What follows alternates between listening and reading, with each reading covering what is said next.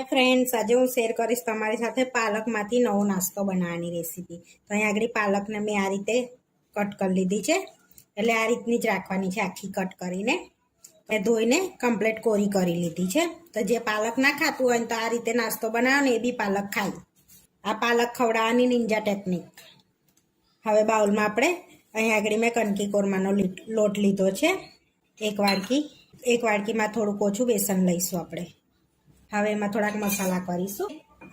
लसणनी paste add करीशुं। 1 चमची लीला मरचानी paste add करीशुं। अर्धी चमची आदुनी paste add करीशुं। हवे आपणे एनी अंदर बीजा मसाला एड करीशुं। तो अहीं आगळ चमची लाल मरचुं एड करीशुं। थोड़ी हळदर एड करीशुं। स्वाद प्रमाणे मीठुं एड करीशुं।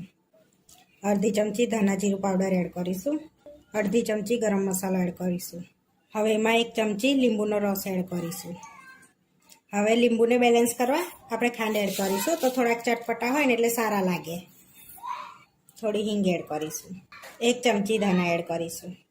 હવે બધું મિક્સ કરી લઈશું પહેલાં આપણે, અને થોડું થોડું પાણી એડ કરીને એવું સરસ બેટર બનાવી લઈશું આપણે। હવે થોડું થોડું પાણી એડ કરીને એને બેટર બનાવી લઈશું આપણે સરસ। જો આ રીતે આપણે થીક ખીરું રાખીશું, આ રીતનું। હવે આપણે એને રેસ્ટ આપીશું, જેથી અંદર ખાંડ ઓગળી જાય સરસ। 10 મિનિટ રેસ્ટ આપીશું। 10 મિનિટ થઈ ગયું છે। હવે આપણે એની અંદર ચપટી સોડા એડ કરીશું। હવે સહેજ પાણી એડ કરીશું આપણે અને મિક્સ કરી લઈશું। તો આપણે ખીરું થોડુંક થીક જ રાખવાનું છે। અહીં આપણું હવે બેટર રેડી થઈ ગયું છે। તો હવે આપણે બનાવી લઈશું નવો નાસ્તો। અહીંયા કાણાવાળી પ્લેટને તેલથી ગ્રીસ કરી લીધી છે। હવે આપણે પાલકના પાનાને આ રીતે મૂકીશું અને એની પર બેટર થોડું થોડું લગાડી લઈશું। આ રીતે પાલકના પાના પર લગાડી લેવાનું છે। હવે આ રીતે આપણે બીજા પાના પર બી લગાડી લઈશું। આ રીતે આપણે બીજા પાના પર બી લગાડી લીધું છે। આ રીતે આપણે બધે બેટર લગાડી લેવાનું છે, આ રીતે એક એક પાના પર। હવે આપણે એની પર બીજું પાનું મૂકી અને આ રીતનું ફરી આપણે બેટર લગાડવાનું છે। એમ કરીને લેયર કરવાનું છે આપણે।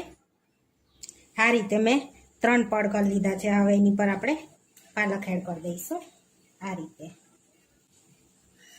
હવે આપણે સ્ટીમ કરી લેવાનું છે અને આ રીતે મેં એડ કરી દીધી છે।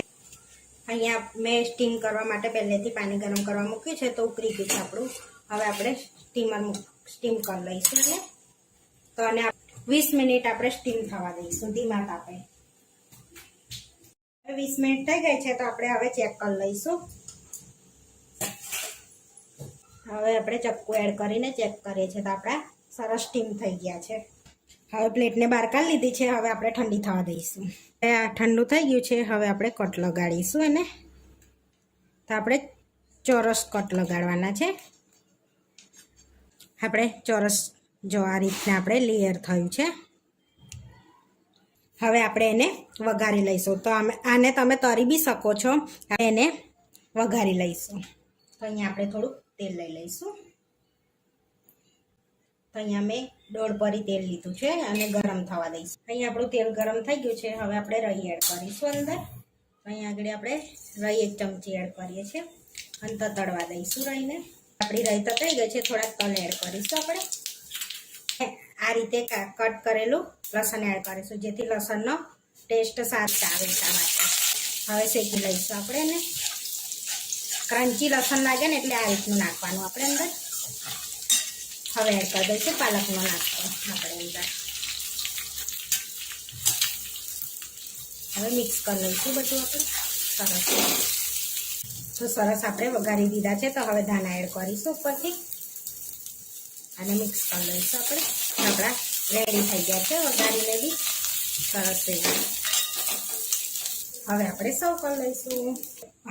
સર્વ કરી લઈશું। એને પ્લેટમાં લઈ લઈશું। તો આપણો પાલકનો નવો નાસ્તો બનીને રેડી થઈ ગયો છે। તો આવા વિડીયો જોવા માટે મારી ચેનલને સબસ્ક્રાઈબ કરો, લાઈક કરો અને શેર કરો, અને તમે જરૂરથી ટ્રાય કરો। ફરી મળીશું નવા વિડીયોમાં।